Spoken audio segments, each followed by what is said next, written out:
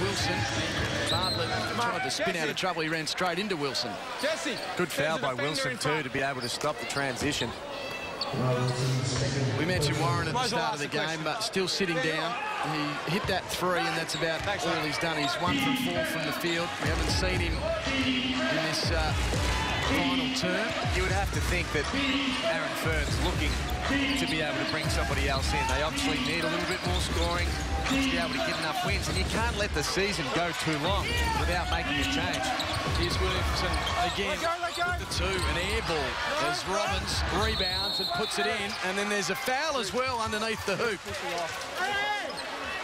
That is a costly foul if they count this basket, and it's on Loughton. Possession again with Perth. So here's the shot. There's a little air ball, landed in the hands of Robbins, and then Loughton just pushed Wagstaff out the way. So the points will count for the Wildcats. Stretches it out to 55-46, and the Caddies will get the ball back again from their baseline. And here's the big man coming back into play, Ian Crosvite, and Alex Loughton sits down. He's only got 2 fouls for Al Loughton. The pass to Robbins is good, and he's been pretty rock solid. I know he's been in a bit of foul trouble, but whenever he's been on the court, he's been very proactive. He's had a tough game, 4 from 5 from the field, 9 points. He has had foul trouble and sat out a fair few minutes of the game as well. Had 4 rebounds and a couple of turnovers. No assist yet for Brad Robbins, though, but he works hard as Dowdell from the corner. Can't make it count. Wagstaff now gives it off to Williamson. Driving into the key. Dishes to Robbins. Up against Dowdell. Was it a travel? Yes, it was. You would have to think that Brad Hill is due back into the game anytime soon as well. He hasn't had his best game, only 6 points, 3 from 7 from the field, but he's somebody that can get going and put points on the board. Perth have scored the last 6 points. They lead it by 11.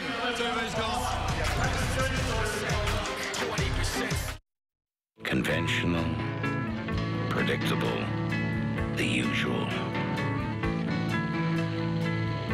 Just another good morning. There are plenty of nasties out there that are bad for your teeth. But now there's new Extra Active with dual crystal strips that help give you a clean, fresh and healthy mouth. Eat, drink, chew, extra. Hold your ground out here there. Okay, it's not really hurting us too much at the moment. Okay? Now, offensively, again, just keep flowing, keep moving the ball. Okay, and then get the penetration. Rather than try and go one-on-one, move it, then attack. Let's run right now, Bobby. Make the pass, get the handoff, put the ball on the floor and stop and see what happens.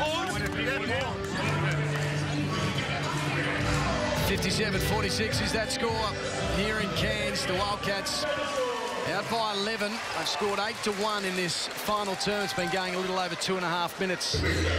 Taipans needing to respond like they did late in that 3rd term. Warren comes back on the court. The pressure good from Lish, who got it to Wagstaff. Now Lish will stop, shoot from outside 3, and just hasn't got into the groove. Kevin Lish, he has scored 10 points, but he's 3 from 11 from the field and 2 from 4 from the 3-point line. That's the right shot, though. Good steal. You want to get it to your 3-point shooter. He had his feet set. He's going to knock them down more often than he misses. Still 11 points as Knight does well, causes the turnover. Up to 16 turnovers now for Cairns. Cairns just shooting 46 points at the moment as Wagstaff sets himself from outside the 3. One can't go. He'll follow it up, though, and try and barge his way through. And he does, Jesse Wagstaff. Nice attack on the basket. It's now out to 13 and looking very dangerous for the home side. Well, you look at the body language, too, and there's a few heads that have dropped for Cairns.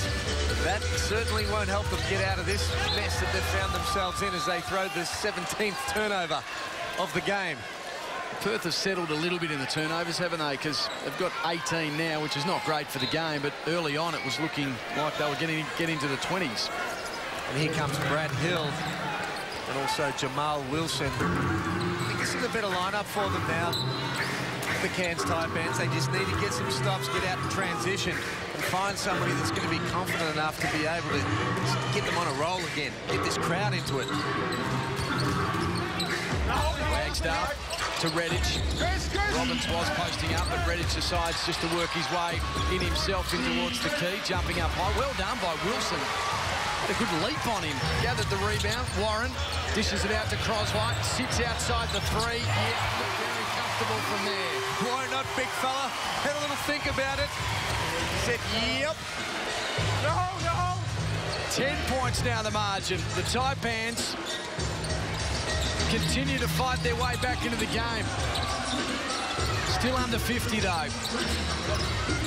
Lish, hand in the face by Wilson. Passes it to Wagstaff. Little fade away from Wagstaff was nice as well. And they just have all the answers at the moment, the Perth Wildcats.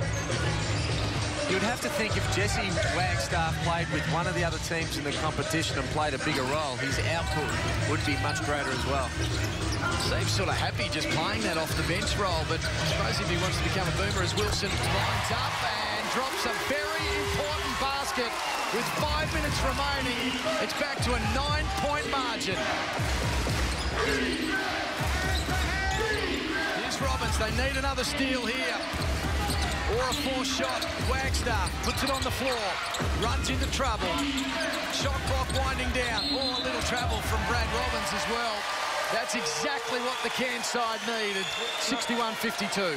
And that was the time that Brad Robbins, he's 1 from 1 from the three-point line. The shot clock was running out. They'd gone inside, came back out. He needed to let that one rip. So Cairns scored the last 3 in the game. Desperately need to score in this passage of play. Hill up against Toby. Wilson been mauled by Robbins. Croswhite, may as well get it to him to try and shoot. Here's Croswhite again. Received it from Warren, and over the top, Jesse Wagstaff takes the boards, and Hill gets called for the foul. So wasted possession there for the Taipans. As Al Loughton comes back into the game. And Luke Neville also in for Perth, and Jesse Wagstaff sitting down, been pretty active in this final term with 4 points. He's got 7 to his name in total.